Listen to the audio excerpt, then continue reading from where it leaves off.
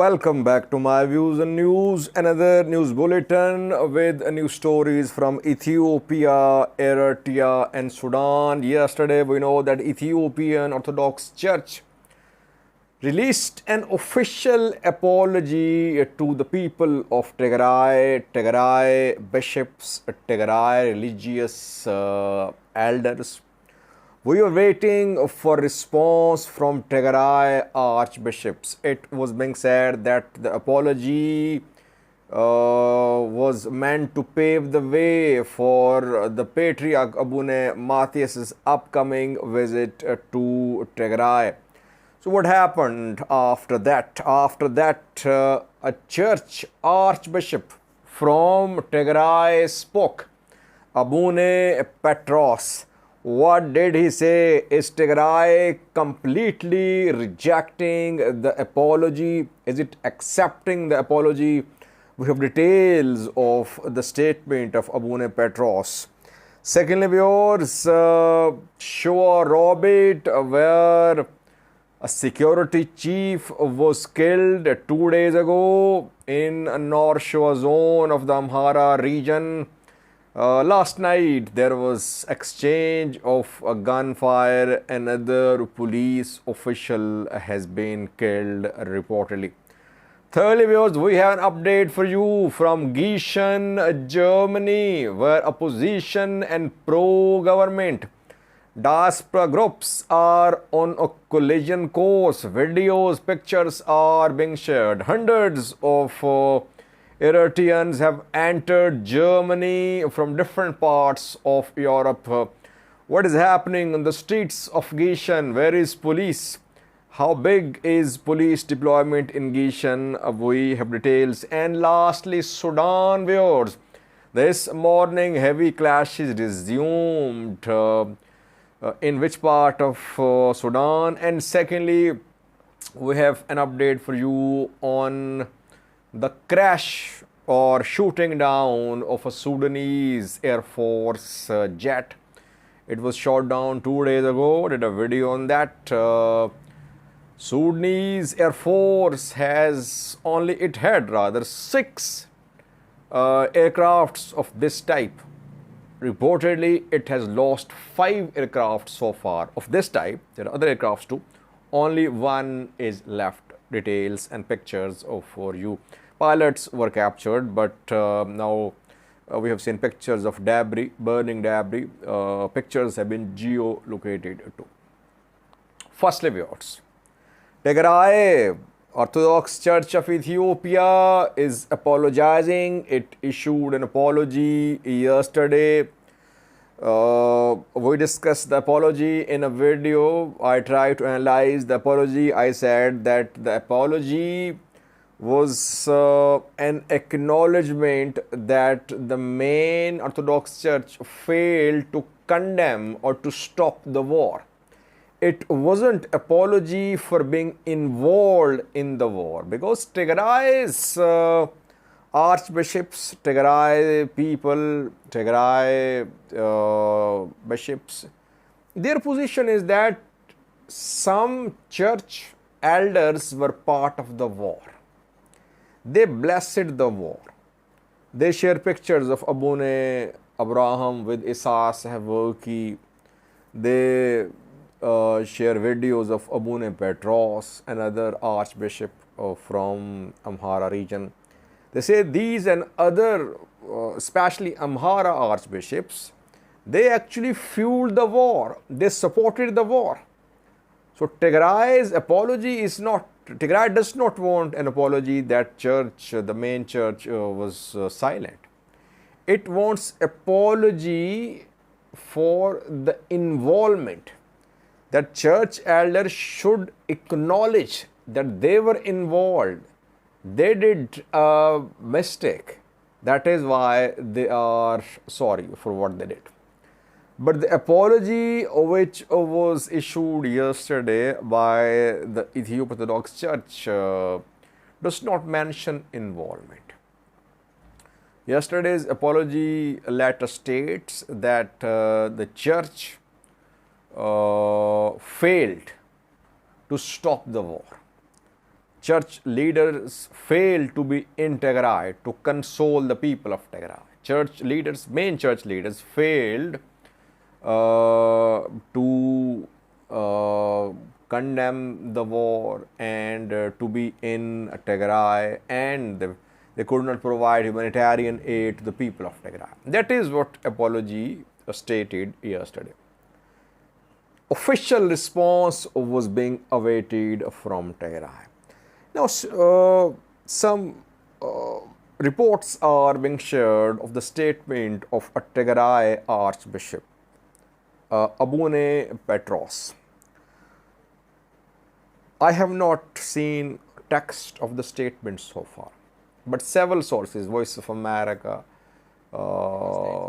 Amharic service and others, they are reporting that Abune Petros, Tigray archbishop, has rejected the apology issued yesterday by the main church. He used some words in his talk to reject the apology. The words like calculated, that yesterday's apology by the church is calculated, insincere, PR stunt, too late. Some keywords used by Abune Petros. So Tigray Archbishop says that this apology is not sincere, released yesterday. It is meant for public consumption.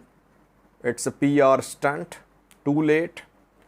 Now, when churches have been destroyed, fathers killed, just for the consumption of public, this apology has been issued.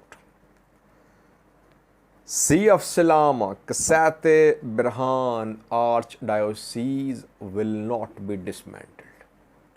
Abune Petros clearly said that this religious regional structure will not be dismantled.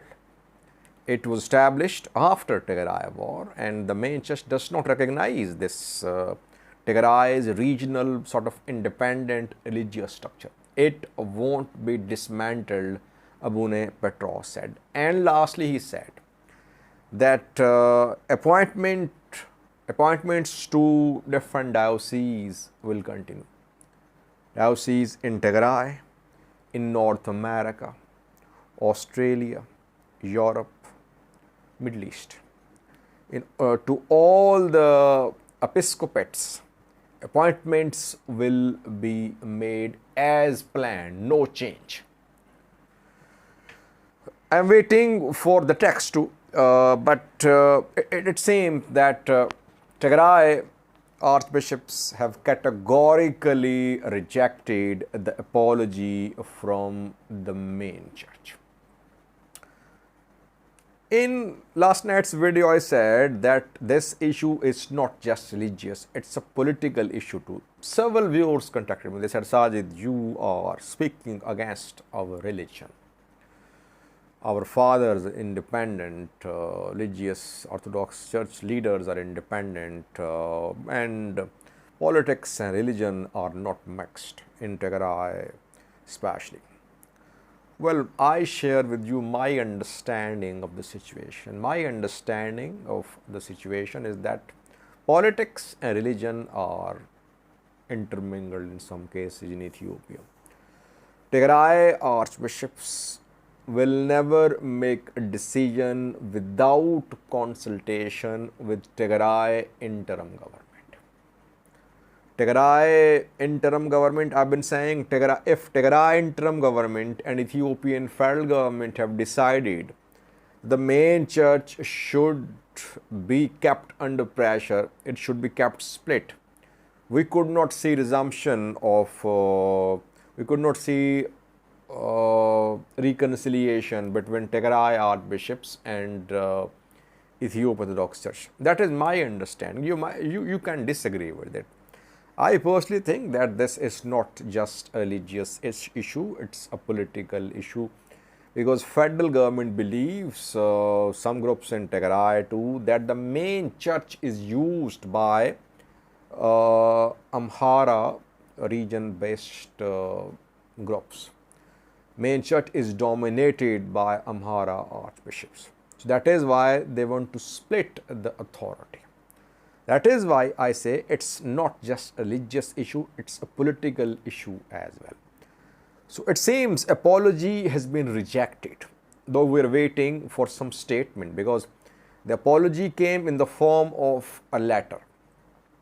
Rejection would also come if it happened in the form of a letter. We could see some text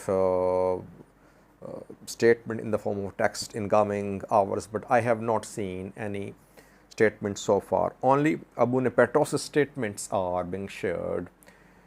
Are his statements his individual statements, or is he representing the entire Tigray Orthodox Church? That remains to be seen. Overall, no welcome from Tigray interim government, from Tigray archbishops. It means that apology is going to be rejected if it has not been rejected already. Question is now, what is the fate of Abune Matthias, the Patriarch's upcoming visit to Tigray? Will he visit Tigray? We'll discuss that in coming videos. Secondly, viewers, shore orbit, north shore zone of the Amhara region, where a police chief, security chief was assassinated 3 days ago, Abdo Hussein. And after that, curfew was imposed in shore orbit. Yesterday, I shared an update with you from shore orbit. Entire city closed, businesses closed. The curfew is nighttime curfew, but even in the day, businesses closed, vehicle movement banned, suspended, and intra-city traffic almost to a standstill, no traffic. But intercity traffic, the road which links shore orbit with other cities, it's operational. But intra-city roads mainly blocked. Last night, there was another exchange of gunfire between police and unknown armed men. In this new exchange of gunfire, another police official was killed. Degu, I think, is his name, member of shore orbit police. I don't want to repeat, but I've been saying that Amhara police is not in a position to counter the activities of Fano fighters, former Amhara Special Force members, ENDF. And police will have to be on front line. It cannot be at the back. So police is going to suffer, I think. Amhara police is going to suffer. Those who are leading Amhara police, Amhara security wing officials, they'll suffer too. They're very vulnerable. In Giessen, police chief, deputy shot dead. In shore orbit, security chief shot dead. Now another police official shot dead. In some other areas too, some police officials have been shot in the last 48 hours trying to collect information. ENDF is at camps or it patrols the streets. It's difficult to carry out ambush. Though some ENDF convoys are being ambushed, it's easy to hit police. Police members sometimes move individually, so they can be easily targeted. Police is becoming vulnerable. That is why we're seeing more attacks on police. Is there involvement of Fano fighters in this killing of a police official? No statement. Fano fighters never claim responsibility. They never acknowledge the deaths of police officials, ENDF officials in Amhara region. But we know that behind these attacks on police officials, on ENDF, there are Fano factions and Fano-backed elements reportedly. Thirdly, viewers, an update for you from Giessen, Germany. What is happening there? Tomorrow, festival going to start. Allowed by a court that it should be, that it can go ahead. though it was banned by city council, but court granted permission. Before that, a protest today as well in Giessen. Now, we got information from Giessen that hundreds of opposition diaspora members have entered Germany. They have entered Giessen. Brigade Nehamedu, newly formed brigade. Last year it was formed, I think, to stop Eritrean government-backed festivals. Its members of this brigade are on their way to Giessen. Some have arrived in Giessen. They are staying at different places, but reportedly they'll take to the streets tomorrow.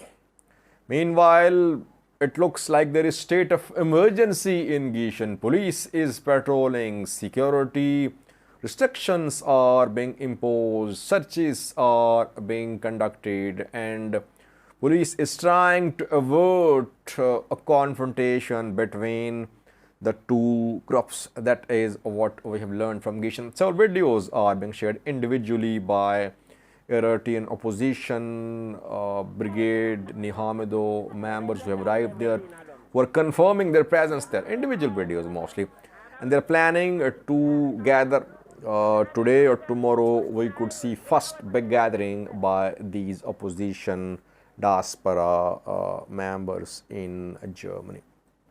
Lastly, we're Sudan. Heavy clashes resumed this morning in Khartoum.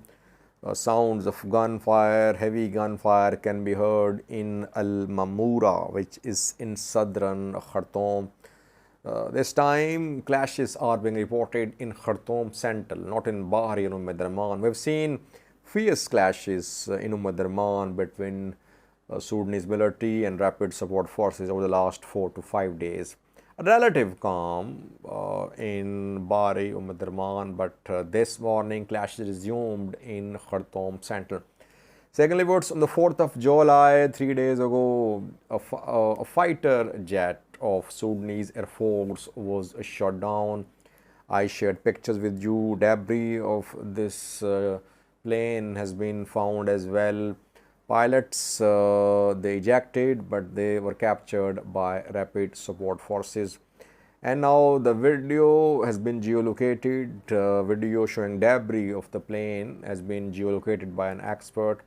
The plane was shot down over Bahri, and this is FTC 2000 light combat aircraft. I think it's a light combat aircraft. It's a trainer aircraft as well. Sudanese Air Force had 6 FTC 2000 light combat aircrafts. 4 have been destroyed.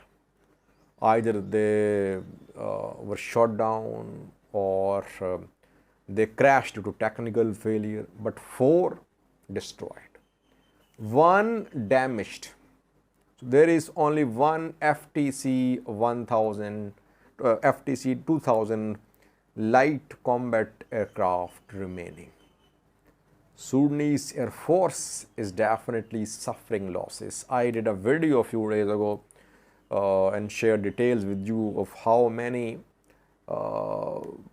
transport planes, fighter jets, bombers have been lost by Sudanese Air Force so far. Despite losing its Air Force capabilities, the Sudanese military has been unable to dislodge rapid support force members from Khartoum, Bahri and Darman reportedly. Thank you for watching.